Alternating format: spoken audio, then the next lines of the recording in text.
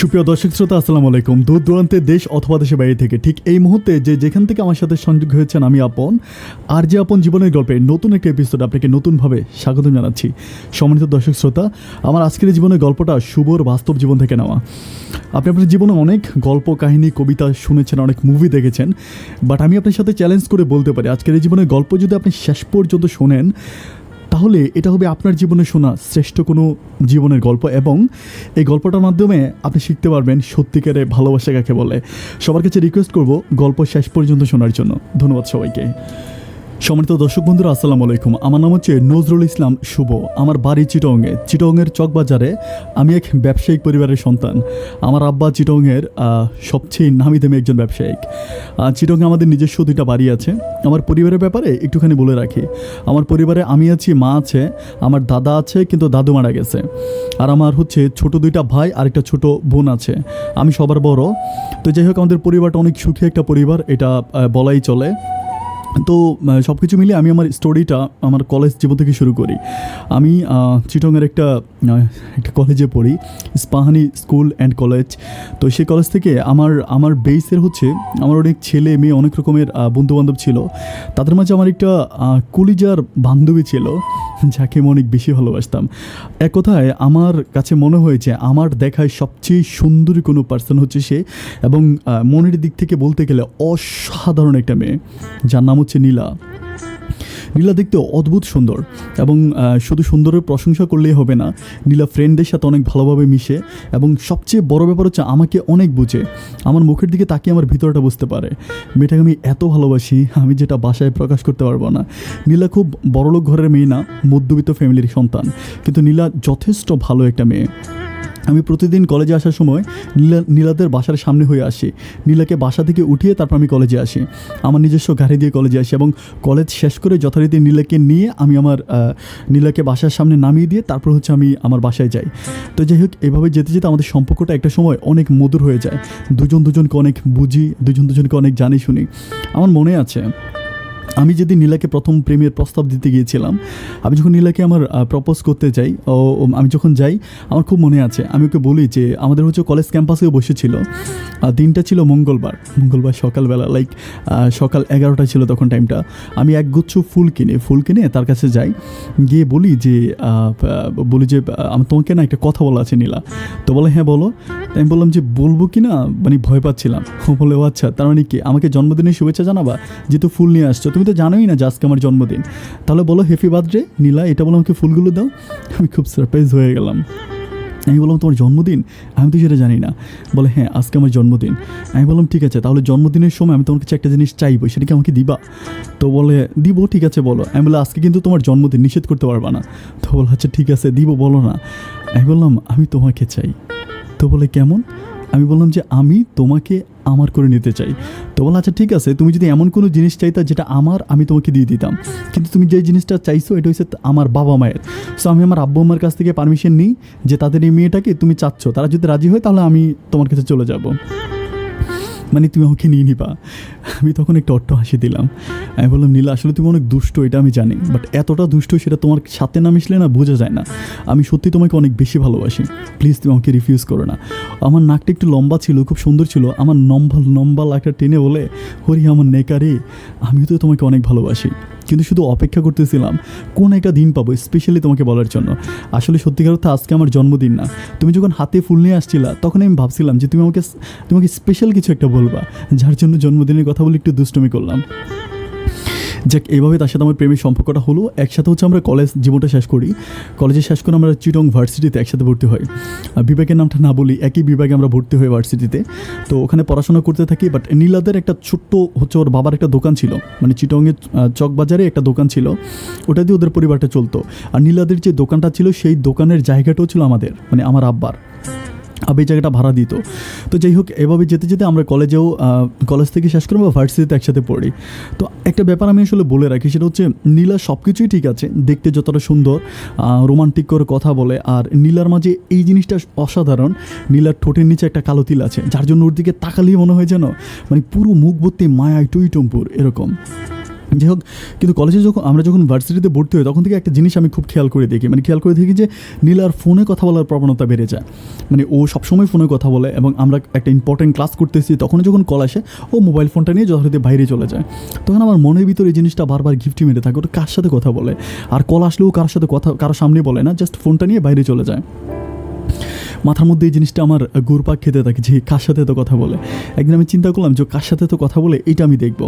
তো এই জন্য আমি ওর মোবাইল ফোনটা একদিন করি কি, যে মোবাইল ফোনের সিমে ফোন ড্রাইভেট করা যেত, তখন আমি ওর ফোনটা সিম নাম্বারটা ড্রাইভেট করি আমার ফোনের সাথে। তো ওর মোবাইলে যখন কল আসে আমি দেখি যে বিদেশ থেকে কল আসে, মানে অনেক বিদেশি ছেলেরা কল দেয় এবং বিভিন্ন ছেলেদের সাথে সে ফোনে কথা বলে। ব্যাপারটা আমার কাছে অত্যন্ত কষ্টকর এবং অত্যন্ত দুঃখজনক। দেন আমি একদিন তাকে কলেজের সামনে ভার্সিটির সামনে ধরে তাকে বলি যে এরকম ঘটনা আমি তোমার ফোন ডাইভার্ট করছি এই জন্য। তখন সে আমাকে বলে এই জন্যই তো আমার ফোনের এখানে কোনার মধ্যে কি যেন একটা চিহ্ন উঠে আছে, আমি তো আসলে এটা ব্যাপারটা বুঝতে পারি না, তুমি আমার ফোন ডাইভার্ট করছো, তুমি আমার বিশ্বাস করো না। আমি বলি বিশ্বাস করবো কেমন করে, বিশ্বাসের ঘরে তুমি আগুন লাগিয়েছো, তুমি বিদেশি বিভিন্ন ছেলেদের সাথে কথা বলো, এই দেখো তার প্রমাণ। তখন সে আমাকে বলে যে আমি তোমার মাথায় হাত দিয়ে শপথ করে বলতেছি আমি আর জীবনে কখনো কোনো ছেলের সাথে কথা বলবো না। তো যাই হোক, ও যেহেতু আমার মাথায় হাত দিয়ে শপথ করছে আমি মানলাম। এইভাবে যেতে প্রায় 1 মাস পরে হঠাৎ করে এক ভদ্রলোক নোয়াখালী থেকে আসছে আমাদের ভার্সিটির সামনে। আসার পরে অনেক পোলাপানি ধরে তাকে মাইট টেট দিতেছে, ওর চুল ধরে টানতেছে, তারপর লাথি মারতেছে। আমার বাবার বয়সে একটা লোক। তখন আমি একটু সারপ্রাইজ হয়ে লোকটার সামনে গেলাম। লোকটার সামনে গিয়ে জিজ্ঞেস করলাম যে ভাই, সবাইকে জিজ্ঞেস করলাম যে আরে কী হয়েছে, ওরা মারতেছিস কেন, তো বয়স্ক একটা মানুষ। পরে বলতেছে আরে বয়স্ক না রে, ওর লুচ্চার এক শেয়ার। আমি বললাম কী হয়েছে? পরে বলে নীলার হাত ধরে টানাটানি করছে। তখন আমার কাছেও খারাপ লাগলো যে আমার গার্লফ্রেন্ডের হাত ধরে টানাটানি করছে, কিন্তু আমার কাছে ব্যাপারটা একটু অন্যরকম, কারণ এই লোকটা দেখতে অনেক বয়স্ক একটা মানুষ, সে কেন নীলার হাত ধরে টানাটানি করবে? হিয়ার ইজ সামথিং রং আমার কাছে মনে হচ্ছে। আমি সবাইকে সরিয়ে দিয়ে লোকটাকে পাশে সাইডে নিয়ে গেলাম, গিয়ে জিজ্ঞেস করলাম যে কাকু কী হয়েছে আমাকে একটু বলেন তো। তো বলে বাবা রে, কেউ তো আমার একটু কথাও শুনলো না, সবাই আমাকে এলোপাথারিক মারলো, তুমি আমাকে একটু আমার কথা শুনতে চাইছো, তাহলে আমি তোমাকে বলি শোনো। আমার ছেলের নাম হচ্ছে রনি, ও আসলে দুবাইতে থাকে। আমার ছেলে একটা মেয়ের সাথে এখানে দীর্ঘদিন ধরে সম্পর্ক করে এবং অনেক টাকা পয়সা মেয়েটাকে দিয়ে দিছে। মেয়েটার ছবি আমাকে পাঠাইছে অ্যান্ড আমাকে বললো মেয়েটার সম্বন্ধে খোঁজ খবর নিতে। আমি এই জন্যই ভার্সিটিতে আসছি, মেয়েটা ভার্সিটিতে পড়ে, তার সাথে দেখা হলে আমি তারপরে ওর সাথে ওর পরিবারে যাব, পরিবারকে দেখবো। তাই আমি বললাম আপনি কী করেন? পরে বললাম আমি নোয়াখালীর একজন মেম্বার, উনি একজন ইউনিয়ন মেম্বার। তো পরে আমি বললাম যে তো আপনি কি জানেন না যে মেয়ের সাথে আপনি কথা বলছিলেন? পরে বলে কথা বলিনি, আমি ছবি দিয়ে খুঁজতে আসছিলাম। তাই আমি বললাম আগে ফোনে কথা বলবেন না? বলে না রে বাবা, ফোনে কথা বলিনি তো, ছবি নিয়ে খুঁজতে আসছিলাম। অ্যান্ড ছবিটা যখন মানুষকে দেখাইলাম অনেকেই কেউ চিনে না, কারণ ছবিটা অনেকটা অপরিচিত, একটু মনে হয়, উনি বললো যে ছবিটা যেন একটু চকমকা টাইপের। তো এই মধ্যে একটা ছেলে চিনার পর দেখাই দিছে যে মেয়েটা আসতেছে। আমি মেয়েটাকে ডাক দিলাম, সে আমার কথা শোনে না। পরে আমি তাকে মা বলে তার হাত ধরলাম, হাত ধরাতে সে আমাকে ঝাড়ি মেরে সবাইকে ডেকে আমাকে বলতেছে আমি নাকি তাকে বাস থেকে প্রিজিং করতে করতে ভার্সিটি পর্যন্ত আসতে, আমি নাকি বাসে বসে তাকে ফলো করতেছিলাম। তাই আমি বললাম যে ঠিক আছে, তার মানে সবাই তো বলছে যে নীলাকে ডিস্টার্ব করে। আমি তারপর বললাম যে ছবিটা একটু দেন। ছবিটা দিলেও দেখলাম যে ছবিটা নীলার। তো ওনার ফোনেই ছিল ছবিটা, ওনার মোবাইলের ডিসপ্লেতে ছিল। তো পরে আমি ব্যাপারটা বুঝতে পারতেছিলাম না যে আসলে এই মুহূর্তে কী করা যায় বা কাকে কী বলবো। তাই আমি ওনাকে আগে কথাবার্তা শেষ করে ওনাকে আমি ফার্মেসিতে নিলাম। ওনার অনেক জায়গায় কেটে গেছে, ওগুলো সেলাই করে ওনাকে ট্রিটমেন্ট করে আমি বললাম যে আপনি একটা কাজ করেন, আপনি চলে যান, এটা হচ্ছে আমার ফোন নাম্বার, আপনার ছেলেকে বলবেন আমার সাথে কন্ট্যাক্ট করার জন্য। যাই হোক, এটা আমি বললাম। এখন বলার পরে তো ভদ্রলোক চলে গেল। এখন আমি নীলার কাছে গেলাম, গিয়ে জিজ্ঞেস করলাম যে নীলা, এই ঘটনা এগুলো তুমি কি বলো? ও আমাকে বলতেছে যে লোকটা বাস থেকে আমাকে ফলো করতে করতে আসছে, ভার্সিটির সামনে এসে আমার হাত চেপে ধরছে। আমি বলি বাবার বয়স্ক একটা লোক বাস থেকে তোমাকে ফলো করতেছে। ও বলে বাবার বয়সী লোক কি লুচ্ছ হইতে পারে না? আমি বলি তা তো পারে, কিন্তু ওই লোকের ফোনে তোমার ছবি, ব্যাপারটা কি? তখন আমাকে বলে যে দেখো আমার ছবি থাকতেই পারে, আমি ফেসবুকে কত ছবি এখান থেকে হয়তো ডাউনলোড করে নিছে, আমাকে ফলো করে।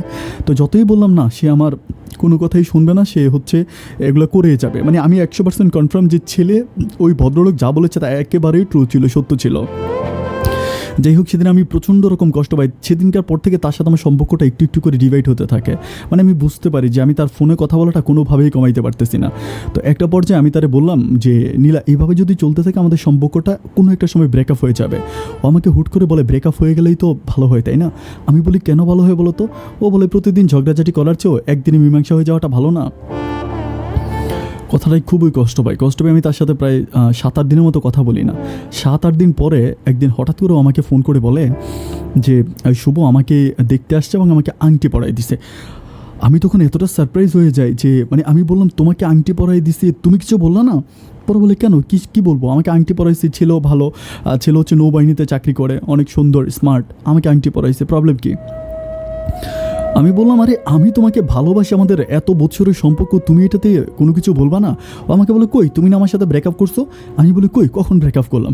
ও বলে কেন, তুমি না সেদিন বলছো যে আমার সাথে আর কথা বলবো না? আমি বললাম আমি তোমার সাথে কথা বলবো না বললেই কি আমাদের সম্পর্কটা ব্রেকআপ হয়ে গেল? আমি তখন তাকে প্রচুর কান্না করতেছি, অ্যাটলিস্ট তুমি এরকমটা করো না, তুমি বুঝতে ট্রাই করো। আমাকে বলে যে 2 দিন পর আমার বিয়ে, আমার হাতে আংটি পরাই দিচ্ছে, কিছুই করার নাই। আমি বললাম নীলা, ও বলে যে প্লিজ তুমি আমার সাথে আর কোনো কথা বলবা না। আমি বললাম ঠিক আছে, তুমি যদি আমাকে ভালোই না বাসো, তোমার সাথে আমার সম্পর্কেই না থাকে, তাহলে আমাকে ফোন করে তোমার বিয়ের কথা কেন বলতেছো? তো বলতেছে অ্যাজ এ ফ্রেন্ড হিসাবে, আমরা একসাথে কলেজে পড়ছি, একসাথে ভার্সিটিতে পড়তেছি, অ্যাজ এ ফ্রেন্ড হিসাবে আমি জাস্ট তোমাকে জানাইছি ব্যাপারটা, আর কিছুই না, দ্যাটস অল। এটা বলে ফোনটা কেটে দেয়, কিন্তু আমি মনকে বুঝাইতে পারতেছি না। একটা দিন চলে গেলেন, পরের দিন আমার বন্ধুরা ফোন করে বলতেছে যে নীলার বিয়ে, সবাইকে ইনভাইট করছে, তুই যাবি নাকি? কিন্তু নীলা আমাকে একটাবারও বলে নাই ওর বিয়েতে যাওয়ার জন্য। আমি বেহায়ের মতো তার নাম্বারে আবারও কল দিলাম, কল দিয়ে বললাম যে তুমি যদি আমাকে তোমার বিয়ের দাওয়াত দিবা না, সবাইকে দাওয়াত দিচ্ছ? তো বলে হ্যাঁ ঠিক আছে, তুমিও আইসো, মানে কথাটা এভাবেই বলে। তো তারপরেও আমার আমার আমার জাস্ট একটাই চিন্তা যে আমার ভালোবাসার মানুষটা বধূ সাজলে কেমন লাগে আমি তারা দেখবো, কখনো বউ সাজতে তো তার দেখি নাই। বুকটার মধ্যে এত কষ্ট জমা, আমি আসলে পৃথিবীর কাউকে বুঝাইতে পারবো না। এক পৃথিবী কষ্ট বুকে নিয়ে বন্ধু বান্ধবীদের সাথে আমি তার বিয়েতে গেলাম। মেয়েটার মুখের দিকে তাকালেই মনে হয় না যে সে কোনো একটা ছেলেকে কষ্ট দিয়ে আসছে। তার মুখের দিকে তাকালেই মনে হয় না যে কারোর সাথে তার কোনো সম্পর্ক ছিল। তার মুখের দিকে তাকালেই মনে হয় না যে কোনো একটা মানুষ তার জন্য তার কথা ভেবে ভেবে কাল সারাটা রাত এক ফোঁটা ঘুমোতে পারে নাই। তাকে দেখলে মনে হয় না যে কোনো একটা ছেলে দিনের পর দিন, রাতের পর রাত তাকে নিয়ে হাজার রকম স্বপ্ন দেখে একটা স্বপ্নপুরী বানিয়েছে মেয়েটাকে নিয়ে। কিন্তু এই মেয়েটার মুখের দিকে তাকালে এগুলো কিছুই মনে হয় না। মনে হয় সে একেবারে নিষ্প্রভ, কারোর সাথে তার কোনো সম্পর্ক নাই, কিছু নাই, এবং সে তার পছন্দের মানুষটাকে বিয়ে করতেছে, সে এতটা খুশি। নীলা বান্ধবী ছিল বর্ণাকে জিজ্ঞেস করলাম যে বর্ণা, নীলা এত খুশি কেন? পরে বলো ওর জামাইটা না দেখতে অসাধারণ। আমি বললাম বর্ণা তুমি না জানো ওর সাথে আমার সম্পর্ক আছে? পরে বলো আর তুমি তো একা, এরকম কত হাজার ছেলের সাথে সম্পর্ক আছে, তার কোনো ঠিক আছে? আমি বললাম সুন্দরী মেয়েরা বুঝি এমনই হয়।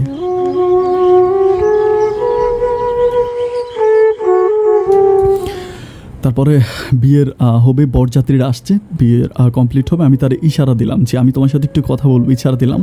সে আমাকে বললো যে তার রুমের দিকে আসতে বললো। আমি তার রুমের দিকে গেলাম। রুমে অনেকগুলো ছেলে মেয়ে ছিল, ও সবাইকে বের করে দিল। বের করে দিয়ে আমাকে বললো যে হ্যাঁ বলো।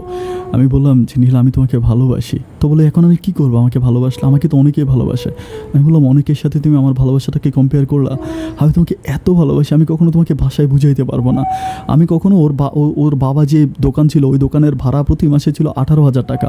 কখনো আমি আমার আব্বাকে বলে নিচ্ছি ওনাদের কাছ থেকে ভাড়া নিতে। আমি বলছি আব্বু আমার ফ্রেন্ডের বাপ, ওনাদের কাছ থেকে আপনি দোকান ভাড়া নিয়েন না। প্রতি মাসে 18,000 টাকা করে, প্রায় 4 বছর মতো ওরা ওই দোকানে ছিল। যাই হোক, আমার কথাও কোনো কিছুই শুনতেছে না। ও জাস্ট আমাকে একবার জড়ায় ধরছে, ধরে কপালে একটা চুমু দিয়ে বলতেছে যা হয়েছে আমার মাফ করে দাও, তুমি ভালো থেকো, আর শোনো খাওয়া দাওয়া করে যাবা। এটা বলো আমাকে ধাক্কা দিয়ে ঘর থেকে বের করে দিয়ে অন্য ছেলে মেয়েগুলোকে আবার ডাকলো, যারা হলুদ দিতে আসছে সবাইকে নিয়ে বসে আছে। আমি মনকে জাস্ট এটাই বুঝাইলাম, অ্যাটলিস্ট শেষের দিকে তো একটু ভালোবাসা পাইছি। অনেকেই তো হয় যে ভালোবাসার মানুষটাকে না দেখেই সে অন্য কারো হয়ে যায়, ভালোবাসার মানুষটা বকাঝকা করে যায়, কিন্তু নীলা তো অ্যাটলিস্ট আমাকে এটা করে না, একটু ভালোবাসা দিয়েই তো সে চলে গেছে। যাই হোক, এভাবে হচ্ছে নীলার বিয়ে কমপ্লিট হয়। আমি তার বিয়েতে সম্পূর্ণ শেষ পর্যন্ত ছিলাম, এবং মিথ্যে বলবো না যে আমি পেট ভরে খেয়েছি, একদম পেট ভরে খেয়ে তার বিয়ে থেকে আসছি। আমি যখন ওর বিয়ে থেকে আসতেছি, আমি তখন নিজে নিজে হুন্ডা চালায় আসতেছি। আমার মাথায় কোনো চেঞ্জ নাই, আমি হয়তো অ্যাক্সিডেন্ট করে ফেলতে পারি। আমি কিছুই বুঝতে পারতেছিলাম না যে মানুষটাকে আমি এত ভালোবাসলাম, তিল তিল করে একটা ভালোবাসার পাহাড় বানালাম। মুহূর্তের মধ্যে সে ভালোবাসার পাহাড়টা বরফে পরিণত হয়ে গেল। আর কোথা থেকে রোদ এসে সে বরফটা গলে গলে পানি হয়ে সাগরে মিশে গেল। আমার ভালোবাসার জায়গাটা এখন সম্পূর্ণ শূন্য, আর কিচ্ছু নেই এই জায়গায়। দুনিয়াবাসীকে হয়তো আমি বুঝাইতে পারবো না যে নীলাকে আমি কতটা ভালোবেসেছি। আমার সারা পৃথিবী একদিকে ছিল, নীলা একদিকে ছিল। আমি যখন বিয়েবাড়ি থেকে চলে আসি তখনও তাকে সারাটা দিন আমি তাকে কল দিয়েছি, ও আমার কল ধরে নাই। ওর যখন বাসর হবে সেদিন রাতের বেলা আমি ইচ্ছা মতো ড্রিঙ্কস করেছি, এত পরিমাণ ড্রিঙ্কস করেছি আমি বাসায় প্রকাশ করতে পারবো না। এবং বাসায় বসে বসে আমি মদ খেয়েছি। মদ খাওয়ার পর যখন আমি বাসা থেকে বের হয়েছি, বের হওয়ার পরে হঠাৎ করে আব্বার সামনে পড়ে গেছে। ওই সময় আব্বা আমার চোখে মুখে এগুলো দেখতেছে, অ্যান্ড আমার ছোটো বোন আমাদের ব্যাপারগুলো সব কিছু জানতো। আমি আব্বার গায়ে হাত তুলছে, আব্বাকে সেদিন ধাক্কা দিয়েছি, ধাক্কা দিয়ে বলতেছি গেট খোল, আমি বাইরে যাবো, দারোয়ান। আব্বাকে দারোয়ান বলছি। আবার মনে প্রচণ্ড রকম কষ্ট যায়। আমি কখনো আব্বার সাথে এরকম ব্যবহার করি না। আমি একদম পাগলের মতো হয়ে যাই, প্রতিদিন মদ খাই, রাস্তায় ঘুরে বেড়াই, মানে দেউলিয়ার মতো হয়ে যাচ্ছিলাম। মেয়েটা যখন আমার কাছে ছিল, সে যে আমি যে তাকে এত ভালোবাসতাম এটা আমি কখনো বুঝতাম না। কিন্তু যখন ওকে হারিয়ে ফেলেছি তখন আমার কাছে মনে হচ্ছে যেন আমার পুরো পৃথিবীটাকে আমি হারিয়ে ফেলেছি, সারা দুনিয়াটাই যেন অন্ধকার হয়ে গেছে। এভাবে যেতে যেতে রাস্তায় বাড়ি আমি ঘুরতে থাকি। কিন্তু নীলার বিয়ে হয়ে গেছে, ও স্বামীর সাথে মালয়েশিয়াতে চলে গেছে ওখানে হানিমুনের জন্য। মানে তারপর আমি ওর বাসার পিছনে আশেপাশে ঘুরি, ওর সাথে যে কলেজে আমাদের যে ভার্সিটিতে যেখানে আমি ওর সাথে বসতাম সেই জায়গাটা বসে থাকি। ওর পুরনো SMS আর ছবিগুলো দেখে দিনের পর দিন আমি কাটাই। আমি মাথার চুল কাটি না, দাড়ি কাটি না, আমাকে দেখলে পাগল লাগে। তো বাবা আমার দিকে তাকিয়ে দেখতেছে যে আমার অবস্থা খুবই খারাপ, আমি পড়াশোনাও করি না। তখন ফ্যামিলি সবাই মিলে সিদ্ধান্ত নিল যে না, ওকে এইভাবে রাখা যাবে না, কারণ ওর অবস্থা খুব বেশি খারাপ হয়ে গেছে, ওকে অ্যাটলিস্ট বিয়ে দিতে হবে, কারণ বিয়ে যদি ও করে তাহলে হয়তো ঠিক হয়ে যাবে। এটা চিন্তা করে পরিবারের সবাই মিলে সিদ্ধান্ত নিল যে ওরা আমার জন্য মেয়ে দেখবে। তো আমার মা একদিন এসে আমাকে বলতেছে যে বাবা, তোর জন্য মেয়ে দেখতেছি, তোর কি কোনো পছন্দ আছে? আমি সেদিন আমার মায়ের মুখের দিকে তাকায় বললাম যে মা গো, আমার একটা পোষা পাখি ছিল, আমার পাখিটা উড়ে নীল আকাশে চলে গেল, ও আর কখনোই ফিরবে না, ওর আশা আমি আর করি না। তো যাই হোক, তোমরা যেটা ভালো মনে করো সেটাই করো। তখন আব্বা কী করলো যে ওনার একটা ফ্রেন্ডের মেয়ে আমার জন্য ঠিক করলো, ওই মেয়ের সাথে আমার বিয়ে শাদী হবে, মেয়েটার সাথে বিয়ে শাদী হবে, মেয়েটা ঠিক করলো। এখন বড় কথা হচ্ছে মেয়েটা মানে আসলে সুন্দর ছিল না, এটা হচ্ছে সত্য কথা। মানে চেহারাটা একটু অন্যরকম ছিল আর একটু কালো ছিল, যার জন্য মেয়েটাকে এক দেখে আমার ভালো লাগে নাই। আমি তখন আর মানে আমার তো ওরকম কোনো ইচ্ছা নাই যে একটা সুন্দর মেয়েকে বিয়ে করবো, ওরকম কিছু না। আমার ভালো লাগে নাই, আমি জাস্ট মেনে নিছি এটা যে লাইফে একটা বিয়ে করতে হবে, একটা বউ থাকতে হবে, এতটুকুই। আর এই বউ যে অনেক সুন্দর হইতে হবে, কিছু করতে হবে তা না, কারণ আমার পছন্দের মানুষটা তো অন্য কারো হয়ে গেছে। এই জীবনে বেঁচে থাকারই কোনো ইচ্ছা নাই, আর বউ তো দূরের কথা। সেদিন আমি চিন্তা করলাম যে যাই হোক, যা হবার তা হয়েছে, এখন হচ্ছে আমি কোনোভাবেই একটা সংসার করব, বউটাকে নিয়ে কোনো মতে দিন পার করবো, বাবা মা খুশি হবে, বাবা মায়ের খুশির জন্য বিয়ে করা আমার কোনো ইচ্ছা নাই। তো যাই হোক, এভাবে যেতে যেতে একদিন আমাদের বিয়ের কাজটা কমপ্লিট হয়। বিয়ের দেনমোহর সব কিছু ঠিকঠাক মতো, অনেক বড় কোনো অনুষ্ঠান করা হয়। আমি নীলাকেও ফোন করেছিলাম আমার বিয়েতে আসার জন্য, কিন্তু ওর মোবাইলটা বন্ধ ছিল। ওর বিয়ে হবার পরেও সম্পূর্ণ ফোনটাই চেঞ্জ করে ফেলে। আমার যত বন্ধু বান্ধব, বর্ণা সহ শুরু করে যত ঘনিষ্ঠ বান্ধবী ছিল সবাইকে ইনভাইট করেছে। সবাই এসে আমাকে বলতেছে যে শুভ, মেয়েটা তো দেখতে সুন্দর না। আমি বলছি যাই হোক, আমার আব্বা আম্মা পছন্দ করছে, আমি ওকেই বিয়ে করবো, কারণ আমি যাকে পছন্দ করতাম সে তো অন্য কার হয়ে গেছে। এখন যেমনই হোক আমার কোনো আপত্তি নেই, আমি এই মেয়েটাকে বিয়ে করবো। এভাবে যেতে যেতে বিয়ের কাজটা কমপ্লিট হলো। অ্যান্ড বিয়ের কাজটা কমপ্লিট হওয়ার পর থেকেই বাসর ঘরে গেলাম। আমি যখন বাসর ঘরে গেলাম, আমার একটা টার্গেট যে আমি মেয়েটাকে আগেই বলে দিব যে আমার লাইফে একটা রিলেশন ছিল, আমি আমার বাবা মায়ের ইচ্ছেতে বিয়ে করছি, সো প্লিজ আমার সাথে কখনো এগুলো করবা না। এইটা বলে আমি এটা বলার জন্য জাস্ট বাসরে ঢুকলাম। ঢোকার পরে আমি আমার খাটেতে বসলাম, এটা সোফাতে বসে আছে। মেয়েটা সোফাতে বসে আছে। আমি মেয়েটাকে বললাম যে আমি হচ্ছে আপনাকে কিছু কথা বলতে চাই, আপনি আমার কথাগুলো একটু মনোযোগ দিয়ে শোনেন, এরপরে কথা বলবো।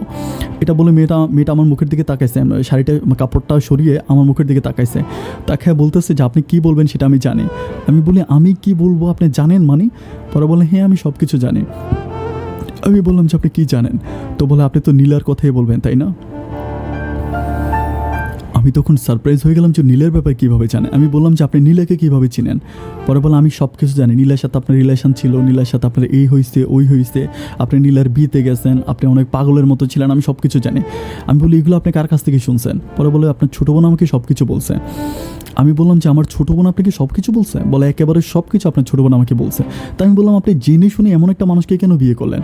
ও বলে যে আমার লাইফেও তো কিছু না কিছু খুঁটিনাটি আছে। আমি বলি ও আচ্ছা, আপনার লাইফের খুঁটিনাটিগুলো আপনি আমাকে দিয়ে ফিল আপ করাতে চাচ্ছেন? আপনি কালো এই জন্য আমার মতো একটা ছেলে পেয়ে বিয়ে করে ফেলছেন? পরে বলে না, ও আমাকে বলতেছে যে আপনি আমাকে ভুল বুঝেছেন। আমি বললাম তাহলে কি? আমাকে বলতেছে আমি যখন বুঝতে শিখি, আমি যখন প্রেম ভালোবাসা বুঝতে শিখি, তখন আমার ইচ্ছা আমি এমন একটা ছেলেকে বিয়ে করব যে কিনা কারো কাছ থেকে কষ্ট পেয়ে আসছে, যে কিনা কারো কাছে আঘাত পাইছে। আর যে কারো কাছ থেকে আঘাত পাইছে আমি এমন একটা মানুষকে বিয়ে করব, সে কষ্ট কাকে বলে এটা সে জানে, ভালোবাসার আঘাতটা কতটা মারাত্মক এটা সে জানে। সুতরাং ওই ছেলেটা আমাকে কোনো কষ্ট দিবে না, এই আশা নিয়ে আমি আপনাকে বিয়ে করেছি। আমি তখন হাসতে হাসতে বললাম যে আপনার আশা সব হচ্ছে ময়লার ড্রামে চলে গেল। বলে কেন? আমি বললাম কোনোদিন আপনি আমার কাছে স্ত্রীর মর্যাদা পাবেন না, আর কোনোদিন আমি আপনাকে ভালোবাসবো না। আমার ভালোবাসা সারাটা জীবন নীলার জন্য, মৃত্যু পর্যন্ত আমি নীলাকেই আমার জীবন সঙ্গিনী হিসাবে আমি স্বীকার দিয়েছি, এবং নীলে আমার জীবনে সারা জীবন থাকবে। আপনাকে আমি কখনোই আমার বউ হিসাবে স্বীকৃতি দিতে পারবো না। এটা বলে আমি খাট থেকে টান দিয়ে বালিশটা নিয়ে আমি নিচে এসে শুয়ে গেলাম। যখন নিচে এসে শুয়ে গেলাম, মেয়েটা আমাকে বলতেছে যে আপনি বালিশ টান দিয়ে নিচে কেন শুয়ে যাচ্ছেন, আপনি আজকে না আমাদের বাসর রাত। আমি বললাম যা বলার তা তো বলেই দিছে, আমি নিচে ঘুমাবো, আপনি উপরে ঘুমাবেন, সোজা কথা। তখন আমাকে বলতেছে আচ্ছা ঠিক আছে, আপনি কি এরকমই করবেন? আমি বললাম যে আমি এরকমই করব। তো বলতেছে ঠিক আছে, আপনি যদি এরকমই করেন আমি যাই, আমি হচ্ছে আপনার আব্বা আম্মাকে ডাকি তারা আসুক, আর আমার বাড়ি তো মেহমান আছে, সবাই আসুক, সবাই এসে একটা ডিসকাস করে দেখ, তাই না? আমার তখন একটু ভয় লেগে যায়, কারণ বাবা যদি জানতে পারে তাহলে খুব খারাপ হয়ে যাবে, যেহেতু বাবার খুব ঘনিষ্ঠ ফ্রেন্ডের মেয়ে। এটা চিন্তা করে আমি কী করলাম যে ঠিক আছে, আমি বালিশটা নিয়ে কোনো রকম হচ্ছে শুইলাম, ওই মেয়ের সাথে শুইলাম, আমার বউয়ের সাথে শুইলাম। শোয়ার পর আমার কোনোভাবেই ঘুম আসতেছে না, আমি চোখটা বন্ধ করে উপরের দিকে তাকিয়ে আসছি, যতই ঘুমানোর জন্য ট্রাই করতেছি ঘুম আসতেছে না। ও যখন আমার গায়ে হাত দেয়, আমি তখন তাকে বলেছিলাম যে আমি তো তোমার স্বামী, তাই না? বলে হ্যাঁ আপনি তো আমার স্বামী। আচ্ছা আমি যদি তোমার স্বামী হই তাহলে তুমি আমার স্বামীর একটা আদেশ রাখবা, সেটা কি পারবা? বলে যে কী আদেশ? আমি বললাম শোনো, আজকে তো আমি তোমাকে তুমি করেই বললাম, যেহেতু তুমি আমাকে বিয়ে করছো, আমি স্বামী স্ত্রী, স্বামীর বাসর ঘরে যদি কিছু চাই বউ সেটাকে দিতে হয়। আমি বাসর ঘরে তোমার কাছে একটা জিনিস চাইবো, তুমি আমাকে সেটা দিবা। পরে বলো আচ্ছা ঠিক আছে, আমি আপনাকে দিব, আপনি কী চান? আমি বললাম আমি চাই আমার যতদিন না পর্যন্ত ইচ্ছে না হবে, আমি যতদিন না পর্যন্ত নিজে ইচ্ছা করে তোমার গায়ে হাত না দিব, তুমি ততদিন না পর্যন্ত আমার গায়ে হাত দিবে না। আমি যতদিন না পর্যন্ত আমি তোমাকে আমার স্ত্রীর অধিকার না দিব, তুমি ততদিন পর্যন্ত আমার কাছ থেকে স্ত্রীর অধিকার চাইতে পারবা না। আমি খেয়াল করে দেখলাম মেয়েটার চোখ থেকে তখন টপ টপ করে পানি পড়তেছে, ও কান্না করতে করতে বলতেছে এত বড় বাধা আপনি আমাকে দিয়ে দিলেন। আমি বললাম আমি যেটা বলেছি আমারটা আমি বলেছি, এখন রাখা না রাখা এটা হচ্ছে সম্পূর্ণ তোমার ব্যাপার। ও প্রচণ্ড কান্না করে বালিশটা বুকে জড়িয়ে ধরে প্রচণ্ড কান্না করে, একটা কোল বালিশ ছিল লম্বা টাইপের, কোল বালিশটা মধ্যে রেখে ও এক পাশে ঘুমায়, আমি এক পাশে ঘুমাই। যাক এভাবে রাতটা কেটে যায়। সকাল হয়, সকাল হওয়ার পরে তো সবাই বাসার মধ্যে অনেক খুশি, টেবিল ভর্তি নাস্তা, সবাই নাস্তা পানি করতেছি। বাট মেয়েটার দিকে তাকালে মনেই হয় না যে ওর মনে কোনো রকম কষ্ট আছে, ওর মনে কোনো রকম কষ্ট আছে, এটা তাকালে মনে হয় না আমার বউর দিকে যে ও মানে ও সবার সাথে এমনভাবে মিশতেছে যেন রাতের বেলায় ওর সাথে আমার অনেক ভালোবাসাবাসি হয়েছে, ও অনেক খুশি। ওর বান্ধবীরা আমার সামনে জিজ্ঞেস করতেছে যে কেমন রে তোর স্বামী কেমন? বলে আমার স্বামী সুপার, আমার স্বামীর মতো কোনো স্বামী হয় না। কিন্তু দিনের পর দিন তার প্রতি আমার ভালোবাসা একটু একটু একটু করে কমতে থাকে। আমার কেন জানি তাকে এত বেশি খারাপ লাগে আমি বলে বোঝাতে পারবো না। আচ্ছা আমি তাকে নিজে একটা নাম দিয়েছিলাম, আমি নামটা কেন দিয়েছিলাম সেটা আমি বলি। আমি তাকে নিজে কালী বলে ডাকতাম। তো কালী বলে ডাকতাম। তো আমি যখন তাকে কালী বলে ডাকি তখন আমার মা অনেক সময় বলে যে তুই তাকে কালী বলে কেন ডাকিস? আমি বলি যে ওকে কালী বলে ডাকি, আমার ডাকতে ভালো লাগে। তো আমাকে বলে যে ঠিক আছে, আমার জামাইয়ের যেটা ভালো আমাকে সেটা বলে ডাকবে, কারো কোনো প্রবলেম নাই। তো আমি নিজে ওকে কালী বলে ডাকি, যে কালী খাবার দে, এই কালী আমি বাইরে যাবো আমার ব্যাগটা গোছায় দে, এই কালী এটা কর, ওই কালী ওইটা কর, ওরকম কালী করে করে তার সাথে আমি কথা বলি। তো আমি যখন একদিন টেবিলে বসে বসে তাকে কালী বলতেছি যে কালী ভাতটা এদিকেতে আমি ভাত নিব, তখন আব্বা বলতেছে অ্যাটলিস্ট কালী না বলে তো ব্ল্যাক ডায়মন্ড বলতে পারিস। আমি বলি ব্ল্যাক ডায়মন্ড কেন বলবো? ও বলে ও তো কালো সোনা। আমি বলি শুধু কালো, হ্যাঁ কোনো সোনা টোনা না। এটা বলার পরে বাবাও একটু মুখটা কালো করে ফেলে। আমার সবার সাথে একটু সম্পর্ক অন্যরকম হয়ে যায়, কারোর সাথে কথাবার্তা হচ্ছে চলে না ওরকম, সম্পর্কের মাঝে একটা ব্যাঘাত সৃষ্টি হয়ে যায়। তো এরকম করে প্রায় এক বছর না, লাইক 6 মান্থের মতো কাটে। তো কাটার পরে বাবা একটা সিদ্ধান্ত নেয় যে বাবার যে ব্যবসা বাণিজ্যগুলো আছে ওগুলোতে আমাকে বসাবে। তো এই 6 মাস পর্যন্ত তার সাথে আমার কোনো রকম সম্পর্ক হয়নি, কোনো কিছুই হয়নি। সে তার মতো ঘুমাইতো, আমি তার মতো ঘুমাইতাম। 6 মাস পরে বাবা চিন্তা করেছে, আমাদের একটা কোম্পানি ছিল, একটা ছোটোখাটো কাপড়ের কোম্পানি ছিল, যেখানে তাঁত দিয়ে কাপড় বানানো হতো, পাট দিয়ে ব্যাগ, প্লাস্টিকের ব্যাগ, তারপর কাপড় এগুলো বানানো হতো। তো সেই হচ্ছে ওখানে বাবা আমাকে বসায় দেয়। তো আমাদের কারখানাটা অনেক বড় ছিল না, মোটামুটি আবার খুব ছোটো না, মিডিয়াম পর্যায়ে ছিল। তো কারখানায় বসতাম, আমি রাত্রেবেলায় কারখানাতেই ঘুমায় যাইতাম, আমি আসতাম না বাসায়। তো এগুলো নিয়ে বাবার সাথে আমার অনেক ঝগড়া লেগে যায়। বাবা আমাকে সবসময় রাগারাগি করে, রাত্রেবেলায় কেন বাসায় আসো না?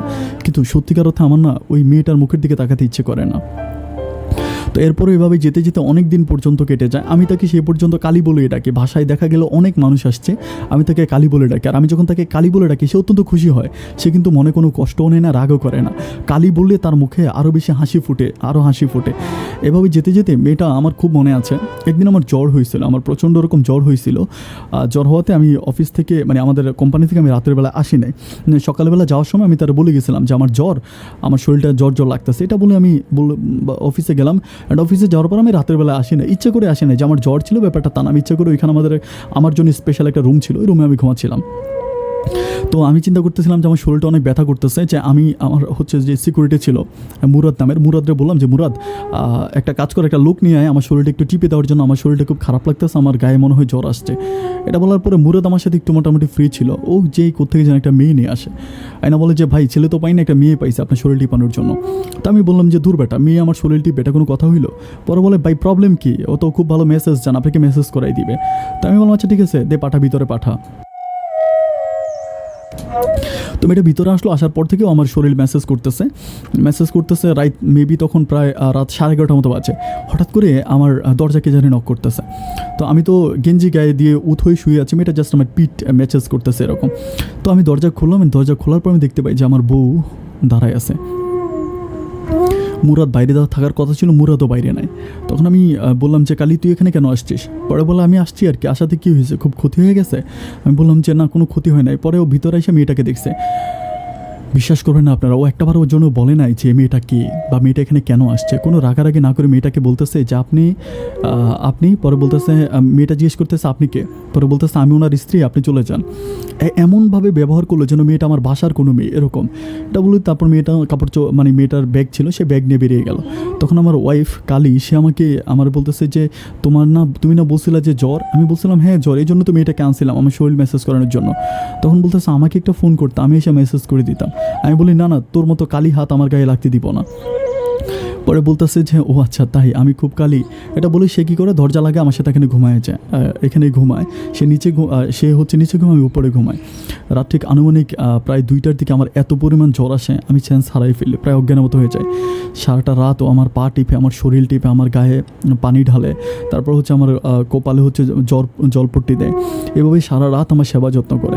আমি এতটা অসুস্থ হয়ে যাই, আমি বাসায় বুঝাইতে পারবো না। সকালবেলা আমাকে নিজে ডাক্তারের কাছে নিয়ে যায়। ডাক্তার আমাকে বলে যে আমার জ্বরের কন্ডিশন খুব খারাপ, আমাকে ট্রিটমেন্ট করতে হবে। তখন আমাকে ওখান থেকে বাসায় নিয়ে আসা হয়। বাসা আনার পরে সে সারাটা দিন আমার সেবা যত্ন করে। আমি খুব খেয়াল করে দেখেছি, রাতের বেলায় যখন আমি ঘুমিয়ে যাইতাম, আমার পায়ের কাছে বসে থাকতো। আমার যখন ঘুম ভাঙতো, আমি ঘুম ভাঙলে দেখলাম যে কালি আমার পায়ের কাছে বসে আছে, আমার পাটা এমনি জড়ায় ধরে বসে আছে। এত ভালোবাসে ও মেয়েটা আমাকে, আমি সেটা বুঝি, কিন্তু আমার মন থেকে আমি কোনোভাবেই নীলাকে সরাইতে পারি না। এবার যেতে যেতে একটা পর্যায়ে আমি দেখলাম যে ও কোনোভাবে আমার পা ছাড়ে না, আমি যেখানেই যে আমার পা ধরে রাখে, আমার পা জড়ায় ধরে রাখে সবসময়। আমি গোসল করতে গেছি, গোসল করে আমাকে বলবে যে কাপড় চোপড়গুলো ওখানে রেখে আসেন, আমি ধুয়ে দিব। আমি কাপড় চোপড় রেখে আসতাম। ভাত খাওয়ার পরে প্লেটটাও কখনো আমি ধুইতাম না, প্লেটও রেখে দিতাম।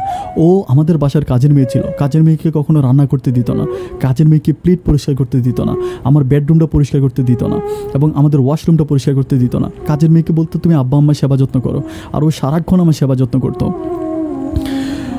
এভাবে যেতে যেতে আমি একটু সুস্থ হই। আমি একটু সুস্থ হওয়ার পরে একদিন আমি অফিসে আবার আমাদের কোম্পানিতে যাই। কোম্পানি থেকে বৃষ্টি ছিল, দুপুরবেলা বৃষ্টিতে ভিজে ভিজে আমি আমার বাসায় আসি।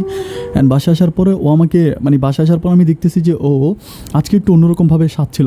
ও কিন্তু ওকে আমি কালি বলে ডাকি, ও কিন্তু একেবারে কালি ছিল না। আচ্ছা, ওর নাম ছিল ঝর্ণা, আমি নামটা বলে রাখি, নাম ছিল ঝর্ণা। তো আমি কালি বলে ডাকি, কিন্তু ও আসলে অত বেশি কালো ছিল না, শ্যামবরণ ছিল, বাট ওর মুখেও কিন্তু প্রচণ্ড রকম মায়া ছিল। তো যাই হোক, আমি অফিস থেকে আসার পর আমি ভিজা গায়ে আমি ওরা বলতেছি যে আমার গায়ে থেকে জামাটা খোলো, শার্টটা অনেক ফিটিং ছিল। তো আমি বোতামগুলো খোলার পরে সেই শার্টটা খুলে আমার কাপড় দিয়ে ওর আঁচল দিয়ে আমার শরীরের বৃষ্টির ফোঁটাগুলো মুছে দিচ্ছে। বৃষ্টির ফোঁটাগুলো একটা একটা করে ওইরকম কাপড় দিয়ে ধরে ধরে চাপা দিয়ে মুছে দিচ্ছে।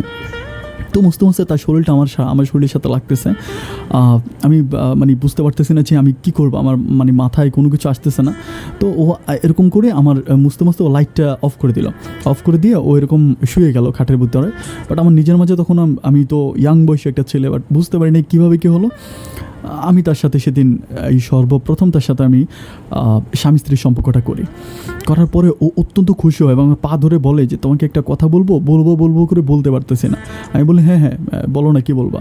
তো বলতেছে তুমি আমাকে একদিন বলেছিলা যাতে তোমার অনুমতি চান আমি কখনো তোমার শরীরে হাত না দিই, কিন্তু সেদিন রাতের বেলায় তোমার এত জ্বর আসছিল, আমি যদি তোমাকে না ধরতাম, আমি যদি তোমাকে ট্রিটমেন্ট না করতাম, হয়তো খারাপ কিছু হয়ে যেতে পারতো, যার জন্য তোমার অনুমতি ছাড়া আমি তোমার গায়ে হাত দিয়েছি, প্লিজ তুমি রাগ করো না। তো যাই হোক, এভাবে একটু সম্পর্কটা ভালোর দিকে যায়। ও আমাকে অনেকটা বুঝে, আমিও ওকে অনেকটা বুঝি। তো যাই হোক, এভাবে আস্তে আস্তে করে আমার বউ আমার বউয়ের গর্ভে বাবু আসে। বাবু আসার পরে বাবা মা সবাই মোটামুটি খুশি। ওই মেয়েটার উপর আমার আর কোনো রাগ নাই, মানে ওর উপর আমার আর কোনো ঝর্ণা, নাম ছিল ঝর্ণা, ঝর্ণার উপর আমার আর কোনো রাগ নাই। যাই হোক আমি সব কিছু মেনে নিলাম। নীলাকে আমি আমার মন থেকে মোটামুটি মুছে ফেলেছি, নীলার জন্য আর আমার কষ্ট হচ্ছে না। এখন আমি ঠিকমতো অফিস করতেছি, খাওয়া দাওয়া করতেছি, ঠিকঠাক মতো চলতেছি। তো আমার বউটা তখন হচ্ছে 8 মাসের গর্ভবতী।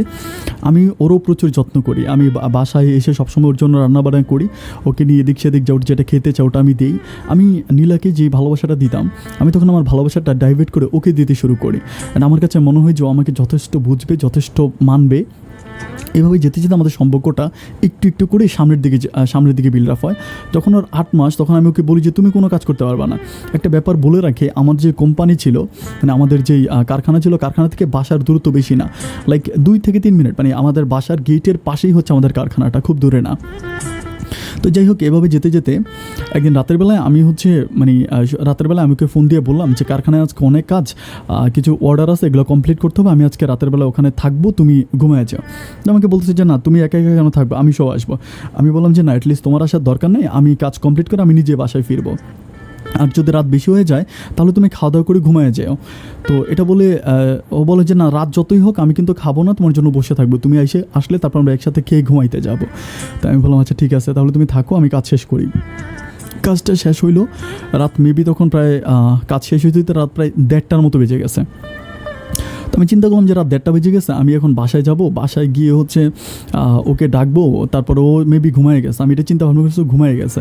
আর যেহেতু আমার বাবুটা পেটে, তার মানে হচ্ছে ও হয়তো খুব টায়ার্ড, আমি এখন গিয়ে ওকে বিরক্ত না করে আমি এখানেই ঘুমায় যাই। তো যেমন কথা তেমন কাজ, আমি এখানে ঘুমিয়ে গেলাম। অ্যান্ড ঘুমিয়ে যাওয়ার পরে আমার যখন মোটামুটি ঘুম চলে আসছে, তখন হঠাৎ করে বাইরে থেকে চিৎকারের শব্দ শুনতে পাচ্ছি, প্রচণ্ড রকম চিৎকারের শব্দ। আমি দৌড়ে হচ্ছে আমার রুম খুলি, অ্যান্ড রুম খোলার পরে দেখতে পাচ্ছি প্রচণ্ড আগুন, মানে এত পরিমাণ আগুনের মানে কিছুই দেখা যাচ্ছে না, পুরো আগুন লেগে গেছে। তখন সবাই যে যার মতো করে বাইরে হইতেছে, কিন্তু আমি বের হওয়ার কোনো সুযোগ পাচ্ছি না। আমি দেখতেছি সামনে আগুন, জানালা পাশে আগুন, চারিপাশে আগুন, আমি কোন দিক দিয়ে বের হবো আমি খুঁজেই পাচ্ছি না। আমি বের হওয়ার জন্য যতই ট্রাই করতেছি, বাট আগুনের লালা এত বেশি যে আমি আগুনের জন্য বের হইতে পারতেছি না। আমি জাস্ট ফোনটা হাতে নিলাম যে ফায়ার ব্রিগেডকে ফোন দিব বা কিছু একটা করবো, কিন্তু মোবাইল ফোন হাতে দিতে মোবাইল ফোনে চার্জ দেয়, মোবাইল ফোনটা বন্ধ হয়ে আছে। আমি অন করার জন্য ট্রাই করি, এর মাঝে আগুন এমনভাবে ধরে গেছে যে কোনোভাবে আমি বের হইতে পারতেছি না। তো তারপর আমার এখানে একটা লোহার একটা চেয়ার ছিল, অনেক শক্ত লোহার চেয়ার। আমি লোহার চেয়ারটা দিয়ে আমার জানালা গ্লাসগুলো গ্লাসগুলো ভেঙে অনেক কষ্টে পরে রিলিংটাকে অনেক কষ্ট করতে খুলে আমি কারখানার পিছন থেকে বের হই আমি দৌড়ে সামনের দিকে যাই। সামনের দিকে যাওয়ার পরে দেখতেছি যে আমার আব্বা আম্মা প্রচণ্ড রকম চিল্লাচিল্লি করতেছে, আমার ভাই বোনগুলো চিল্লাচিল্লি করতেছে। তখন আমি তাদেরকে জিজ্ঞেস করলাম কী হয়েছে, তারা তো আমার দিকে তাকাইতেছে না। আমি বলতেছি আরে মা, আমি শুভ দিকে তাকাও। তখন তারা পিছনের দিকে তাকে বলছে আরে শুভ, তুই এখানে, বৌমা তো তোরে আনতে বলি ভিতরে গেল। আমি বললাম ভিতরে মানে? ও বলে ও ঘরের ভিতরে ঢুকে গেছে তোকে আনার জন্য। আমি বললাম যে ও ঘরে ঢুকে গেছে? বলে হ্যাঁ ঘরে ঢুকে গেছে তোকে আনার জন্য, তুই নাকি ভিতরে আসিস, সবাই বলতেছে তোকে আনার জন্য ঘরে ঢুকছে। আমি যখন দৌড় দিলাম ঘরে ঢোকার জন্য, তখন আমার ছোটো ভাই, আমার বোন, আমার বাবা অ্যান্ড আমার মা আমাকে ধরে ফেললো। আমি শত চেষ্টা করলাম যে আমাকে যেতে দিন, যে তারা আমাকে যেতে দিল না। এরকম করতে করতে ফায়ার ব্রিগেডের গাড়ি চলে আসছে, ফায়ার সার্ভিসের গাড়ি এসে তাড়াতাড়ি আগুনটাকে নিবানোর পরে আমরা ভিতরে ঢুকে দেখলাম যে ও শুয়ে আছে, ওর শাড়িটা পুড়ে গেছে, তারপরে মাথার চুলগুলো পুড়ে গেছে, খুবই খারাপ অবস্থা, কিন্তু ওর নিঃশ্বাসটা এখনও আছে, ও এরকম করে মাথা নাড়াইতে আছে। তো আমি তার সাথে ওকে কোলে নিয়ে হসপিটালে নিয়ে গেলাম। আমার খুব মনে আছে, আমি যখন হসপিটালে নিয়ে যাও আমার হাতটা শক্ত করে ধরে বলতেছি শুভ আমাকে একবার ঝর্ণা বলে ডাকবা। আমি বলি ঝর্ণা বলি, তুমি তো আমার বউ, তুমি তো আমার ঝর্ণা। আমাকে বলো আমাকে একবার ঝর্ণা করে ডাকো না, আমাকে আর কালী বলে ডেকো না। তুমি যখন আমাকে কালী বলে ডাকতে না, বিশ্বাস করো আমার না কেমন যেন একটু কষ্ট হইতো। আমি কি আসলেই কালী? দেখো না আমি কি আসলেই কালী? আমি বললাম যে তুমি কেন দৌড় দিয়ে ভিতরে ঢুকলা, কেন তুমি ঢুকলা? বলে আমি তো তোমাকে বাঁচানোর জন্য ঢুকেছি। আমি বললাম আমাকে বাঁচানোর জন্য মানে? আমি তো বের হয়ে গেছি। ও বলে সবাই বললো যে তুমি ভিতরে আসো, আমি তোমাকে বের করার জন্য ভিতরে ঢুকছিলাম। আমি তখন খাটতে ওরে বলতেছি ও আচ্ছা, তোর কালো চামড়াটা পুরো যখন সাদা হয়ে যাবে, নিজে ফর্সা হওয়ার জন্য ঢুকছো তাই না, এখন আমার কথা বলতেছিস? এগুলো বলে আমি তাকে জড়ায় ধরে কপালে চুমো দিই। যাক হসপিটালে নিয়ে যাই, হসপিটালে নিয়ে যাওয়ার পরে ডক্টর ভিতরে ঢোকানোর পরে তখন অনেকক্ষণ পরে, লাইক 4 ঘন্টা পরে ডক্টর বের হয়ে এসে আমাদেরকে বলে যে আমরা আপনার বাচ্চাটাকে বাঁচাইতে পারছি, কিন্তু আমি সরি টু সে যে আপনার ওয়াইফকে বাঁচাইতে পারি নাই।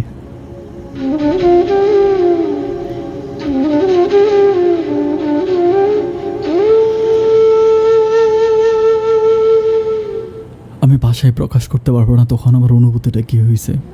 আমি তখন জাস্ট উপরের দিকে তাকিয়ে আল্লাহর দিকে তাকিয়ে বলতেছি, আল্লাহ আমার দৃষ্টি এত খারাপ কেন? আমার দৃষ্টি যার দিকে যায় সে কেনই আমাকে ছেড়ে চলে যায়? আমার দৃষ্টি নীলার দিকে গেল, নীলা আমাকে ছেড়ে চলে গেল। যাই হোক, সব কিছু ভুলে আমি ঝর্ণাকে ভালোবাসতে শুরু করলাম, আমার বউ বানালাম। এই ঝর্ণা আমাকে মাঝপথে রেখে চলে গেল। আমি আজ পর্যন্ত আর বিয়ে করি নাই। আমার ছোট্ট মেয়েটা আজকে অনেক বড় হয়েছে মেয়েটা। আর মেয়েটা এখন ক্লাস 4-এ পড়ে, অনেক বড় হয়েছে। আমি ওকে কখনো ওর মায়ের ভালোবাসার অভাবটা বুঝতে দেই না। আমি আজও বিয়ে করি নাই, কারণ আমি যদি বিয়ে করি হয়তো আমার বউ এসে আমার মেয়েটাকে কষ্ট দিতে পারে। আমার মেয়েটাকে হয়তো আমার সৎমা হয়তো মেয়ের উপর অত্যাচার করতে পারে। এই জন্য আমি আজও বিয়ে করি নাই। আমি আমার মেয়েটাকে বুকে জড়িয়ে ধরে আমি আজও বেঁচে আছি। আমি এখনও সুযোগ পেলে আমার বউয়ের কবরের কাছে যাই। আমি প্রতিদিন শুক্রবারে বিশেষ করে জোহরের নামাজ পড়ে আমার বউয়ের কবরের কাছে যাই। ওখানে তার জন্য প্রার্থনা করি আল্লাহ যেন তাকে অনেক বেশি ভালো রাখে।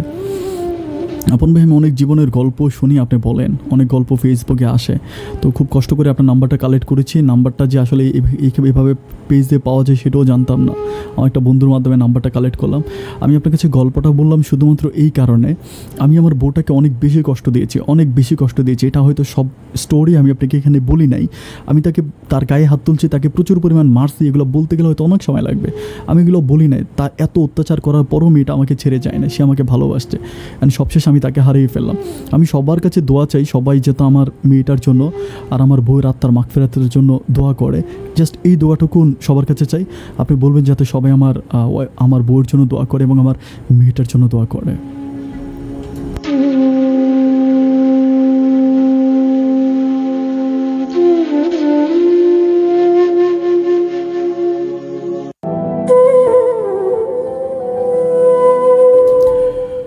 সমর্থ দর্শক বন্ধুরা, সবাইকে অনেক ধন্যবাদ এতক্ষণ পর্যন্ত আমার সাথে জয়েন করে থাকার জন্য। আজকের জীবনের গল্পটা একটু ভিন্ন রকম। আমরা একটা ব্যাপার বলি কি, যে আমি এই গল্প থেকে আমার যেটা শিক্ষা হলো, শুভ যেটা বললো, সে কিন্তু নীলাকে প্রচণ্ড রকম ভালোবাসতো। নীলাকে এত ভালোবাসা দিয়েও সে কিন্তু নীলাকে তার করতে পারলো না, অথচ অবহেলা করেও ঝর্ণা তার জীবনে চলে আসলো। ঘৃণা করতো, মারতো, গায়ে হাত তুলতো, তারপরও ঝর্ণা তাকে ভালোবাসলো। একটা পর্যায়ে সেই ঝর্ণাকে সে নিজেও ভালোবাসতে শুরু করলো এবং সবশেষ আল্লাহর খুশি, আল্লাহর মর্জি, আল্লাহর ভালো লেগেছে, আল্লাহ ঝর্ণাকে এই দুনিয়া থেকে নিয়ে চলে গেছে। কিন্তু এই জীবনের গল্প থেকে আমি আপনাদেরকে জাস্ট এটুকুন বলতে পারি, যে আপনার জীবন থেকে চলে গেছে তাকে ভুলে যান।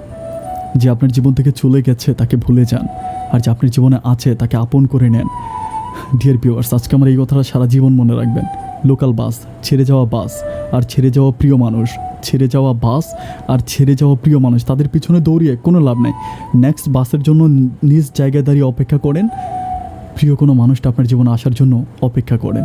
যেটা চলে গেছে এটার পিছনে দৌড়িয়ে নিজের জীবনটা নষ্ট করবেন না। এটুকুন সবার কাছে আমার রিকোয়েস্ট। সবাই অনেক ভালো থাকবেন, সুস্থ থাকবেন। নেক্সট কোনো দিন কারো জীবনের গল্প নিয়ে, অন্য কারো জীবনের গল্প নিয়ে আমি আবারও হাজির হয়ে যাব। সবাই ভালো থাকবেন, সুস্থ থাকবেন। আসসালামু আলাইকুম।